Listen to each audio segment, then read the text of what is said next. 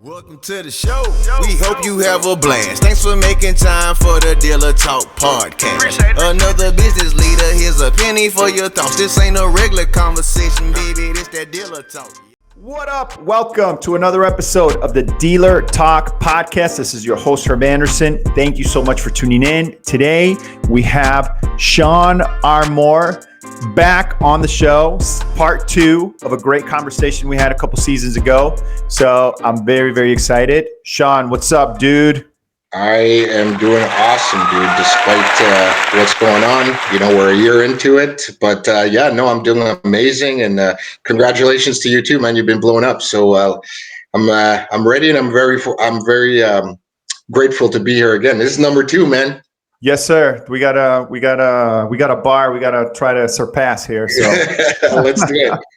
All right, man. Dude, it's super cool to connect with you, man. I always like to have people back on the show because that first conversation is always like, a little rocky. You're trying to figure out like where things are going to go, especially with our format, because we don't prep anything. We just kind of talk. Yeah. So, but yeah, I'm excited for this. We're old school, man. So we know what to do. Yeah, I always get that too. Like when I talk to potential guests and stuff, they're always like, "So, what are we going to talk about on the show? Like, you want to send me a list of things you?" And I'm always like, "Yeah, man, I don't. I just have a conversation, bro. And if you don't like it, then I won't share it." So yeah. Well, that kind of goes with experience, right? I mean, I think we've both been doing this for so long. We've done basically almost everything under the rooftop. So I'm not sure about, I know you've been in the industry for a while, but I'm going on 20 years this year. I started off washing cars. So, I'm prepared to talk about whatever and to go any which way we go, Yeah, I got you beat, brother. I got 22. But yeah, dude, it's been awesome, bro. It's been really, really good. All right, man. So I guess I kick things off with a background, but we already did that. So just catch us up, man. What are you doing these days? Yeah, well, right now I've joined a fintech company. Well, let me back it up first. We're going here in Canada. We're going on 1 year since the initial pandemic, right? So when everybody got furloughed, it was time for me. I kept myself super busy during that time, and I actually started a BDC consulting company. As you know, I'm building BDCs for Canada's largest dealers. It's been like 20 years. So I started my own BDC consulting because I knew that this was the BDC time. Everything has went online. So it's like I've been waiting for this for 20 years. Yeah. So I wasn't getting ready for it when it happened. I was ready. Right. So it just took off. I started getting a lot of customers, and it was very humbling. And along the way, I had the opportunity to hook up with a startup fintech company called Fix4 Capital. And essentially what we do is we're specialists in the auto repair financing realm. So the timing couldn't have been more perfect. I mean, what's been happening with the pandemic's terrible. People losing jobs, visas are maxed out. So people need help. People right now need help, and it's time for new solutions, right? So I had the opportunity to join them because of my background in business development. And also because my background in technology, it was a product that we're delivering to the auto dealers. So they're totally leveraging my 20 years under the rooftop, and we're bringing a transparent, responsible, and a very simple solution to the dealers, because the speed at which we do business has never been more important. So so I joined Fix4, and we just basically fundamentally believe that everyone should have equal access to affordable and flexible credit.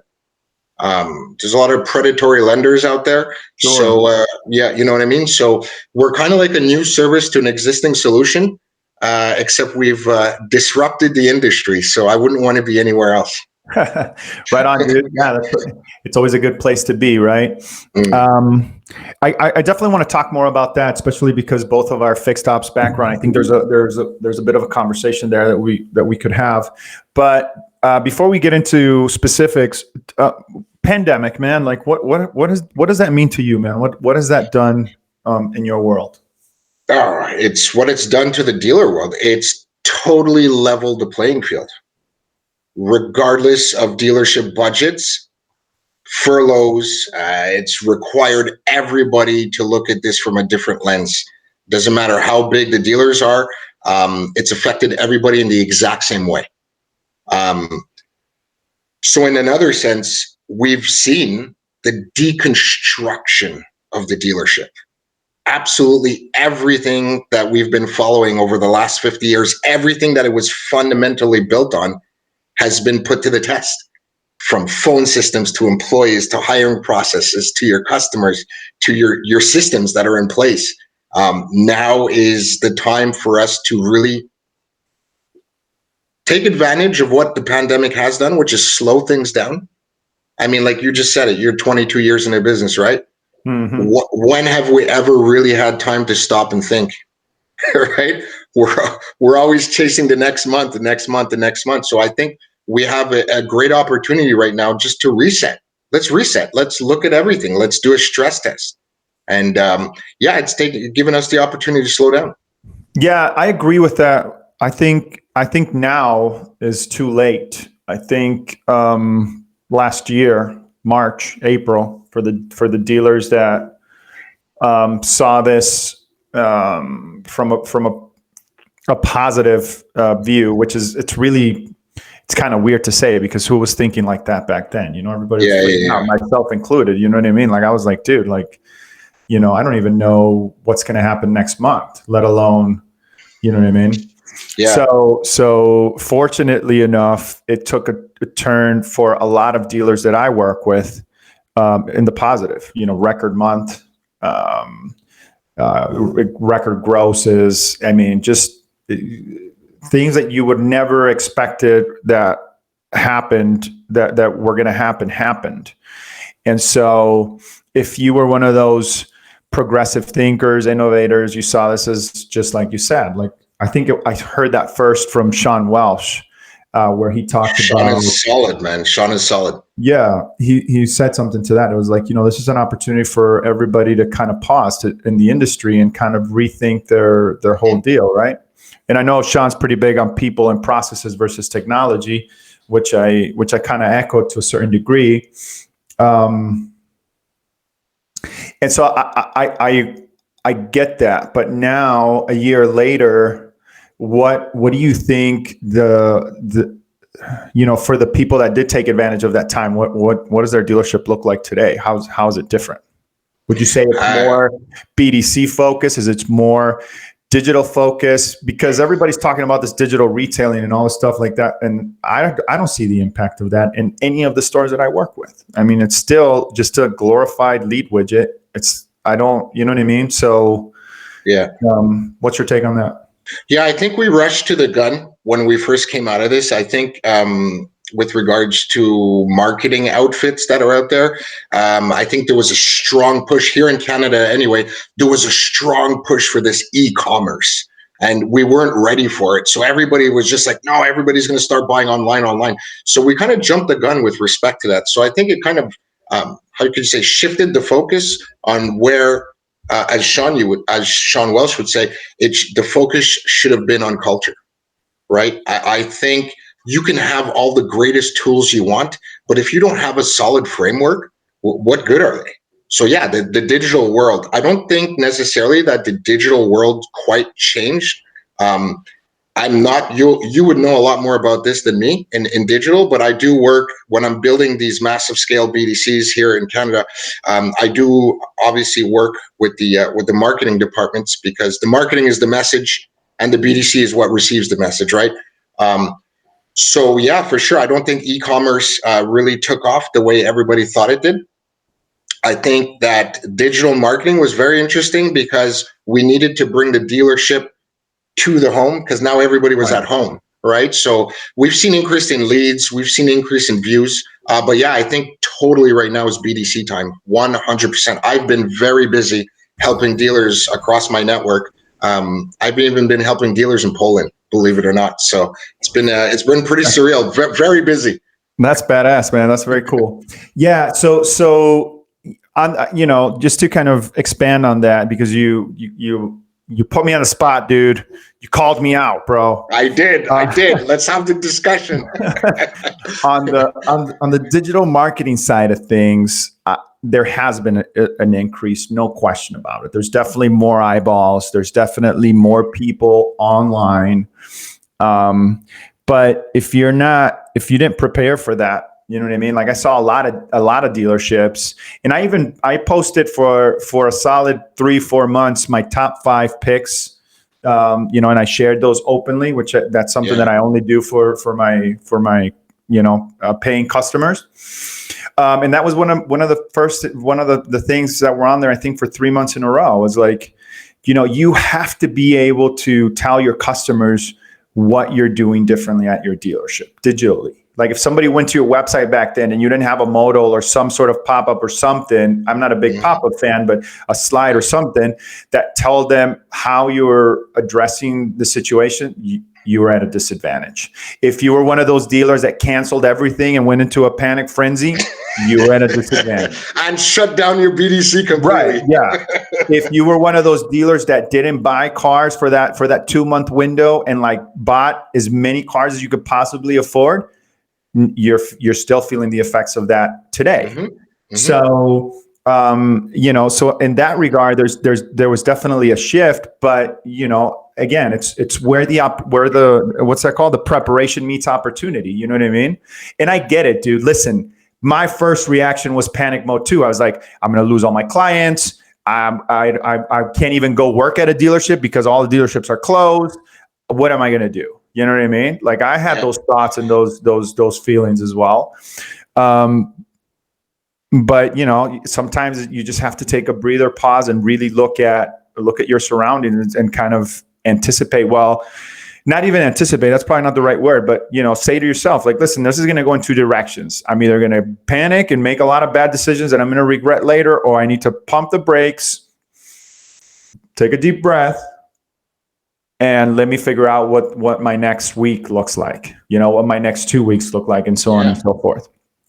The cool thing is, dude, that amongst all that, like there was a lot of dealerships that are still reaping rewards of some of those things that they did back then initially, So, man, there's definitely been an increase in traffic and things of that nature, but that still means that you have to have different strategies than you had before. You had to adapt the things that you were doing in order to capitalize on those opportunities. So, yeah, absolutely. So moving on the conversation here, you talked about the BDC, and that was another one that was critical for me early on in this whole situation, because to me, there was nothing more important that you could do at that moment in time than leverage your DMS. Database marketing was, it always is, in my opinion, the most important thing, the most important basis of customers. And now with some of these changes that Google and Apple and Facebook are doing to cookies and things of that nature, it's even more critical, right? Because now it's going to be a lot harder for you to pinpoint, customers that are searching for your product, and you're going to have to rely a lot on your DMS. And so, from a BDC standpoint,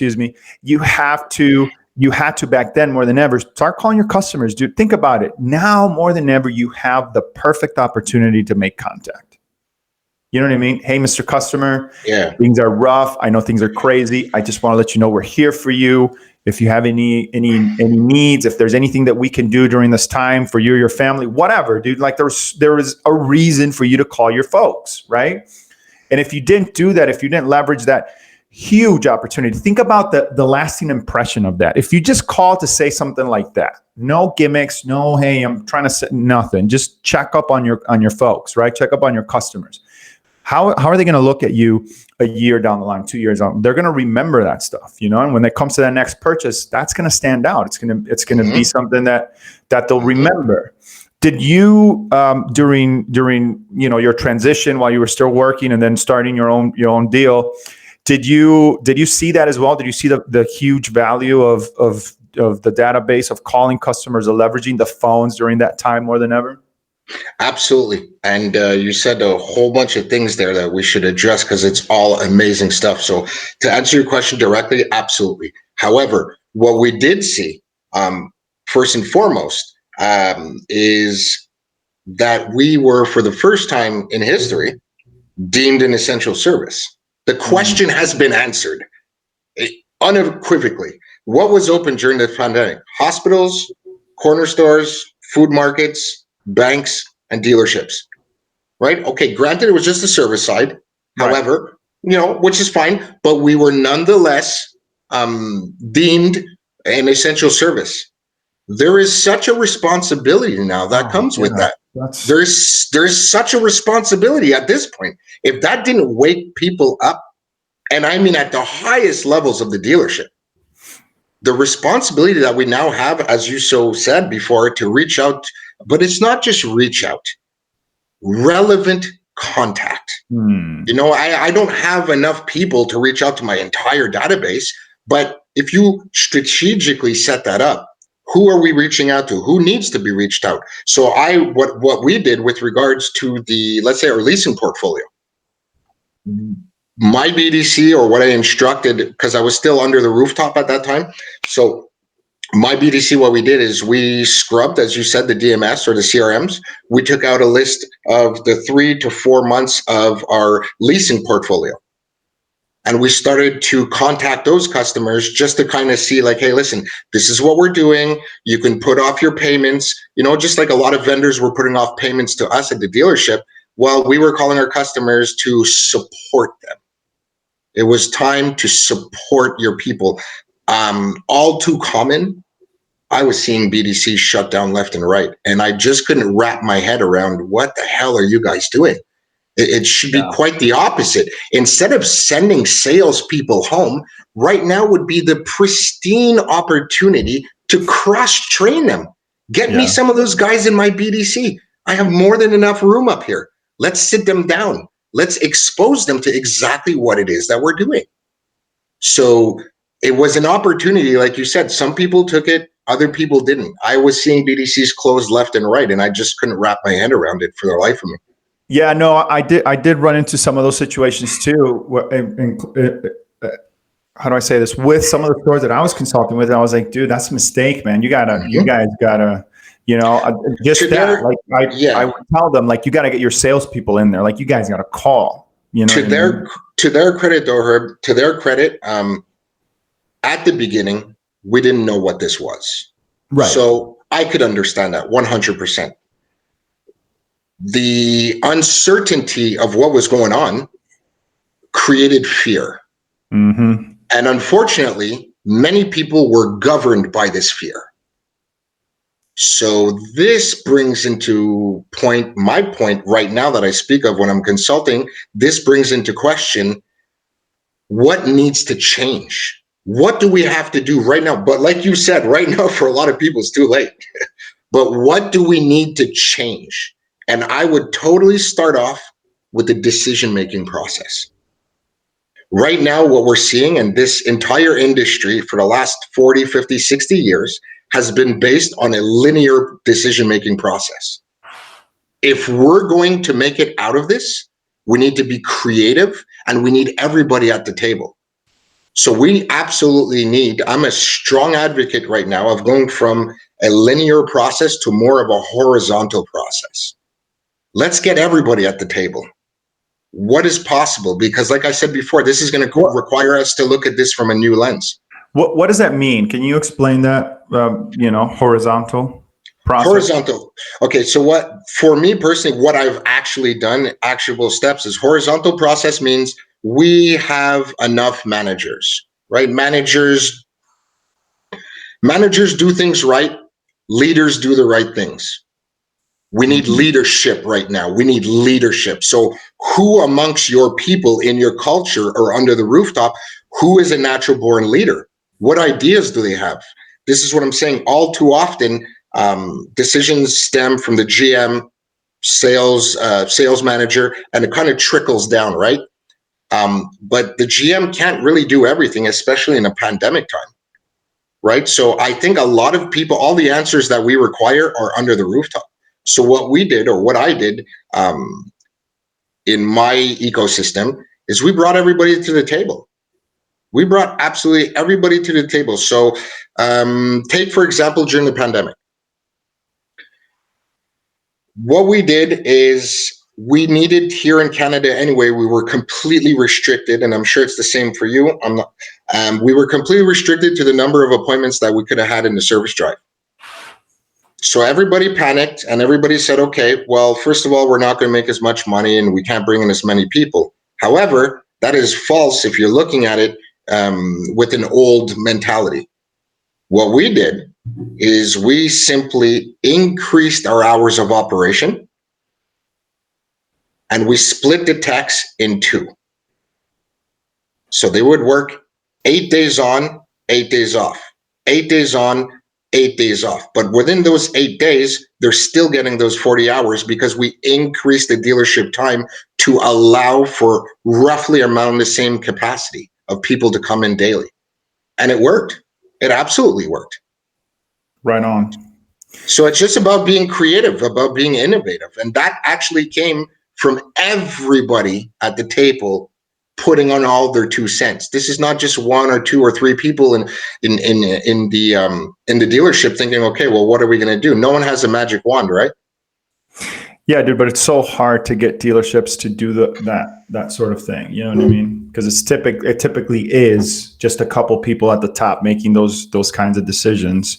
Which is why I said more of a horizontal. At the end of the day, to anybody watching this, the problems we face cannot be solved with the same level of thinking that created them in the first place.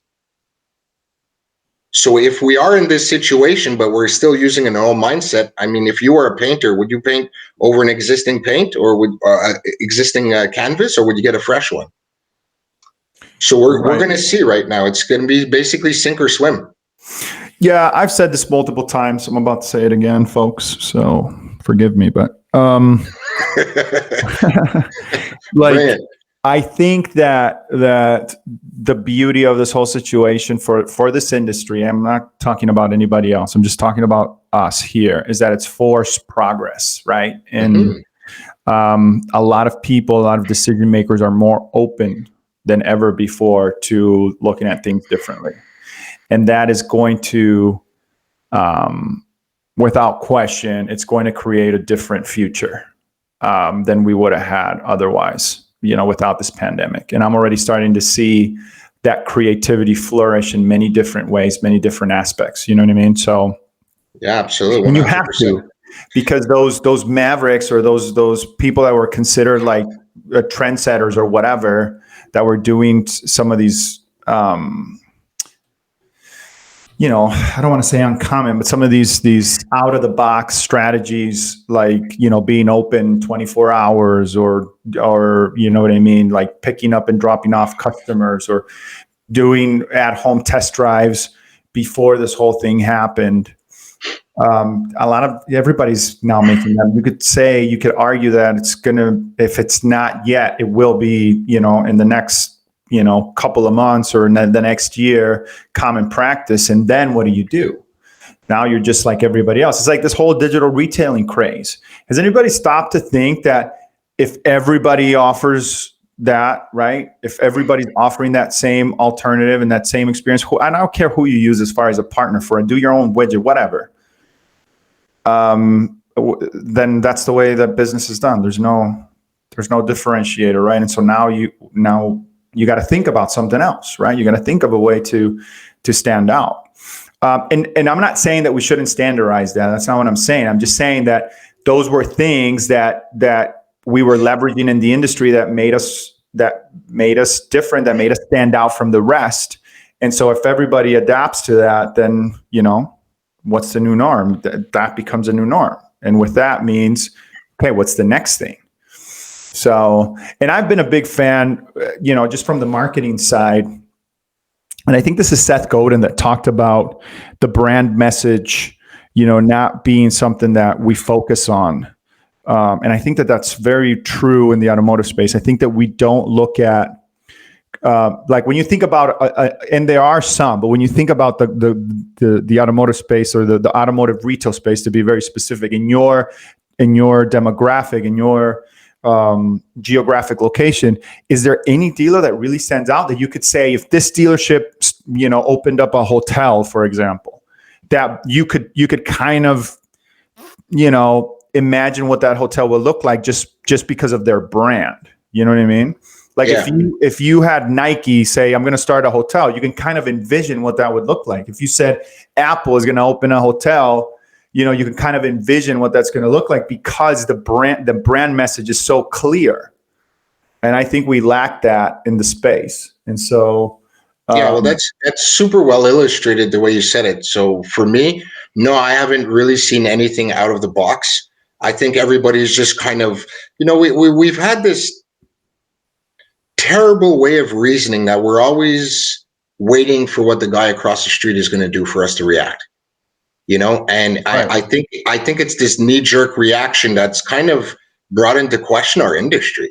I mean, we're too focused on what the other guy is doing. It's like a game. They want to win, and it's about crushing your opponent instead of focusing on your own story. I mean, look at people like Brian Benstock. How the hell is this guy doing what he's doing? He's doing fantastic, amazing things. But he's not doing anything that's not accessible to anybody else, right? He's just looking in the right places, and he turned the situation in his favor, and he's doing fantastic. I think that moving forward, things are going to change, as you said, and I think moving forward, we're going to start seeing a lot more innovation. But innovation is obviously going to come with our ability to see the iceberg before we hit it. There's a couple of areas that we can do that right now.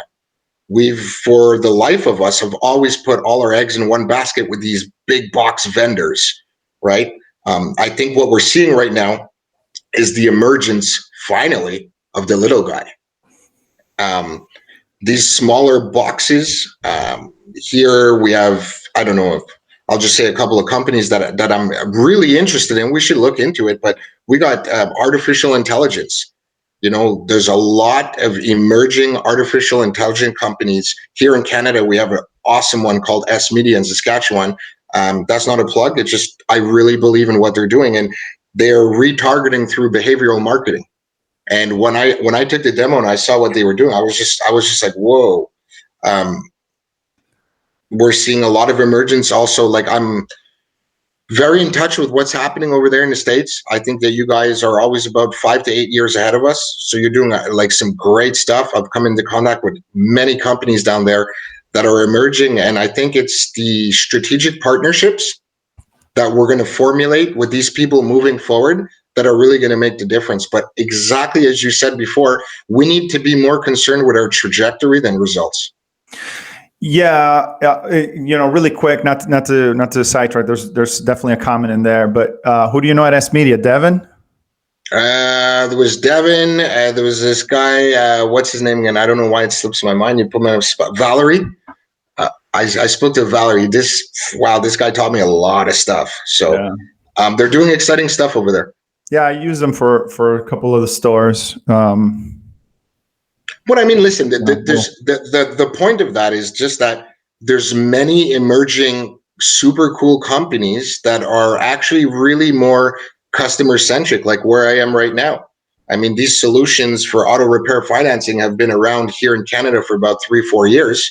However, before going live about 5-6 weeks ago, we really studied the market for over a year and a half to ensure that we're just not a Me Too company. What value are we bringing? Are we just another guy on the block? So we really need to have, understand the dealers and understand that they need help, and we need to have an empathetic approach, and we need to focus on the story. Yeah, no question, man. And so my comment to what you said there was, you mentioned something that I think. It's not that we don't do it. I just don't think that we realize that we're lacking in that department a little bit. And that's, we focus too much on the other guy. You know what I mean? 100%. I have those conversations. Oh, dude, this other store, they sold more cars than me or whatever. You know what I'm saying? It's like, yeah, okay. So instead of focusing on on doing us the best way possible, because that stuff translate, man. It just, when you walk into a dealership, and maybe it's just because I walked in so many of them, and maybe consumers don't feel this way, but when I walk into a store, I know, dude, like I can feel right away. I'm like, dude, this is different. You know what I mean? Like I can feel it right away. And let me ask you, what makes that difference? It's Immediately. It's the environment, from the way I'm greeted to just hearing, just looking at the environment, hearing people, the transactions. I look at the waiting area, I see the customers that are sitting there. All those things say something. Like when I was a consultant for like these companies, when I was an employee for a company and I'd go sell dealers, I got into this habit, and I don't know, one of my mentors told me this. Just go to the dealership that you're prospecting and sit in the waiting area for an hour or 30 minutes or whatever. Go have lunch at a dealership and just sit there, and you could see if there was chaos, if it was smoothly run. I mean, you could get a sense of it, and you know what I mean. So I can just tell walking into a dealership at this point, like, okay, this is a well-run operation. It's different. It's got a different vibe. It's got a different feel. Or this is a cookie cutter. They're just doing it just like everybody else, And so I like to believe, and again, maybe it's just because of my experience, but I like to believe that customers can feel that too. And if that's the case, then it doesn't take a whole lot for you to stand out, because a lot of the dealerships are doing the same thing. And I hate generalizing. I hate saying statements like, the dealerships are doing, because I know that there are some really, really good dealerships out there that are different, So I just challenge. I want to challenge decision makers to think about what is it really that we do here differently, because the cars they can get somewhere else, maybe not that specific car or whatever, but the cars they can get, it's a commodity. The services they can get somewhere else. You know what I mean? But what is it about your particular store that's enticing, that really you can lean in from a marketing standpoint and be like, this is the message, and everywhere I go, this message is going to be there, and my people are going to embody this one thing. And if somebody doesn't do this, if somebody doesn't embody this, then they do not work here, sort of a deal. You know what I mean? Because that's what creates a brand message. And I think that's lacking a little bit in the industry. And I'd love to see somebody that does it really, really well, that you can think of a dealership as an Apple, as a Nike, as a, as a Google. Like, why can't we have a staple in the industry like that? You know what I mean? Is that a ridiculous thought? I don't know, man. It just seems. No, I wouldn't say it's a ridiculous thought. Obviously, it's something people strive for. I've heard this many times, so you're bang on. I think to a certain degree that we are governed by the manufacturer. As long as the manufacturer is kind of like giving guidelines. I mean, there's just so much you can do. However, we should focus, as you said before, on human capital. So 3 things to change your dealership. People, people, people. It's in your people. And when we're talking about people, now we're getting into culture. In order for people to do business with us, wouldn't you think we have to make it sexy to work for us first? Sure. Yeah. Well, then now, which brings into my second transition outside of new companies. I think right now, critically, we have to look at our HR processes. What is the culture? How are we hiring people? Who are we hiring? What questions are we asking? Who are we attracting? It's so important, because look, what's coming up? This big wave of millennials are coming. These millennials are coming, and they have a different value system. They look at things differently. And our industry is still built on a framework that was created 50, 60 years ago. So we're not going to be attracting the right people if we don't shift or pivot or whatever it is that you want to call it. But culture, never before Culture is the most important thing right now to attract new people, a new energy, a new vibe. These are tough times right now. People are stuck at home, right? It's a very emotional time, and we need to, in marketing terms, we need to create emotional deposits. I don't care what the guy is doing across the street. What are we doing differently? What is my business model capable of handling right now? What if the dealer across the street has 200 employees and I only have 50 or 80 employees? For lack of a better example, I can't possibly compete with that. Right. But my question is, why are we competing in the first place? Why don't I just focus on me? Why don't I just do me? I focus on my culture. I'll focus on my values. And let's get our people to contribute to the overall experience. Because when you walk into the dealership, it's not just the GM or the managers that are really creating this experience. It's your greeting. You know, is the jockey saying hello to you? Or if you walk in and somebody's mopping the floor, are they just going to move over and let you walk by? Or are they feel included in the process? It starts with everybody. I think that Toyota had the 10-foot rule from back in the day. I don't know. I worked there like 17 years ago. But if you were within 10 feet of somebody, you had to address them, regardless of your position. Yeah. That's who I want to do business with. Sir, have you been tended to? Can I help you? Oh my God, wow.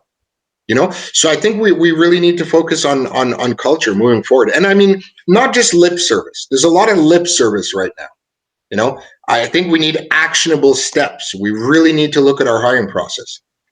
Yeah, that's a good point. I just had a session with a company, a Holt recruiting or recruitment. They're across the pond, but I wanted to get them on the show because they approached me about,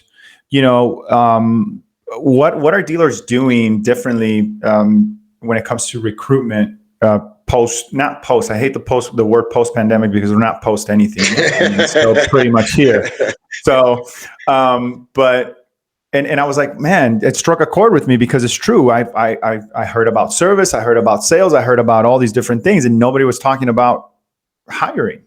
You know what I mean? How is that going to impact the way that how is this whole situation going to impact the way that you hire people moving forward? I mean, look, if you're in one of those situations, and we've been fortunate here with the majority of the stores that I work with anyway, that we didn't have complete shutdown. So we were still operating both service and sales. There was a couple of stores that were in that situation, but virtual communication, virtual contact, not digital retailing, not to be confused with digital retailing, but virtual contact is a thing, man. Like customers are making more of that virtual connection before going to the dealership. And so if you have people in your staff that don't even have an iPhone, for example, and are terrified of being on camera, how do you fulfill that need? You know what I mean? Should your questions become different now? When you're hiring people, like you should ask things about, and you should be looking at their social media. Are they engaging? Do they post videos? Are they willing to talk to a customer via FaceTime and on Zoom? And are they willing to use the co-videos? Shameless plug there, or whatever. You know what I mean? Like, no, seriously. Like, I mean, like what? You know what I mean? Like. That's a thing, man. We gotta start looking at changing our requirements, so to speak. Yeah, I was recently speaking with an excellent individual that I met on LinkedIn. Her name is Sandy Zanino, and she's a specialist in HR and stuff. And we had a deep dive discussion, and she absolutely nailed it by. One of the things that really stuck out, among other things in our conversation, is she was making reference to the entire profile has changed. The entire profile of the people that are required moving forward has changed. And to your point, are we going to go back to normal? I mean, we've shown that this can be done from home. Now, of course, there's a certain aspect that, they're going to come in and sign the paperwork. However, I just bought my motorcycle completely by text, literally completely by text, start to finish. Yeah, but we don't count in that process, man. Say again? I never count myself in that process because we're in the industry, and like, do you buy a car like you used to back in the day before you ever worked at a dealership? Like Definitely not. I But right now we've just it go takes me ahead. 20 minutes. Hey, I want this car. I'll pick it up. They have the paperwork ready. I sign it, done. Yeah. That's the kind of experience that we should be giving. Dude, can you imagine if we did that with all our customers? They'd freaking love us. Yeah. And do you know why that is? Do you know why that is from a sales perspective? Well, control, because man. of sale targets. Right. Because of sale targets. Sure. Because of sale targets. So I'm calling it now. In the next 2 to 3 years, we're going to see salespeople actually turn into product advisors, and we're going to give them flat salaries. Let them focus on the product, let them become specialists, and let's take care of our customers. Let's not worry about oh my God, I have 2 pins left to make my month and I have 3 days to do it. So anybody that walks in, if I feel that they're a tire kicker, okay, I don't want to deal with them. Okay, who's next? All this up system. You know what I mean? So I think this is drastically going to change. Yeah, you can't tell me that can't be achieved, dude. I experience it. 100%. I bought, I don't know, being in the car business, I had 30, 40 cars maybe. And I've never had those waiting times since I've been on this side of things. Never. Mm-hmm. You know what I mean? Everything's done immediately, quick. It's I love buying a car. It's the best experience because I do it all now. I do everything by text. I just go, take the car for a test drive, sign the paperwork, done. Let's go. I'm out of here. Yeah. I know we can do it. We just don't do it because that means we have to give up control. And, we have fear that if that happens, that means less back end profit. That means less opportunities to sell the customer on the dealership. There's all the internal processes too, the handovers, like, how many people touch that customer. I mean, come on. Like it's just, it's got to stop, man. We got to, it's got to be better than that. So we have all the answers we need under the rooftop. This is not going to require, it's going to require pivots and shifts, but it's not leaps and bounds. Think about it. I've been building BDCs for the last 17 years. We're looking at, listen, I'll be generous, 25% closing ratio. Typically speaking, a 25% closing ratio here in Canada is considered pretty good. For a BDC department? Correct. Are you talking overall? Overall, leads. You would consider that digital only, right? Yeah, for sure. I would, because it's not a walk-in. Right. So, but I mean, outbound, or you know what I'm saying? That's what I mean. Like, well, listen, inbound, outbound, conglomerately at the end of the month, we're closing 25%. 25%. 75% of people. Yeah, dude. Yet we turn around and we just on a silver platter go to one of our big box vendors and give them 40, 50, 60. I've seen $85,000 a month just to get our VDP splashed all over the place. It's really like a spray and pray kind of thing. Oh yeah, dude, it's ridiculous. We could be taking that money and reinvesting it into the development of our people. Yeah. Let's redevelop these people. Let's help them out. So this pivot is going to require a lot of mindset change from the top, because there's a lot of good people at the bottom that want to see things change. However, like I said before, I'll come back to it.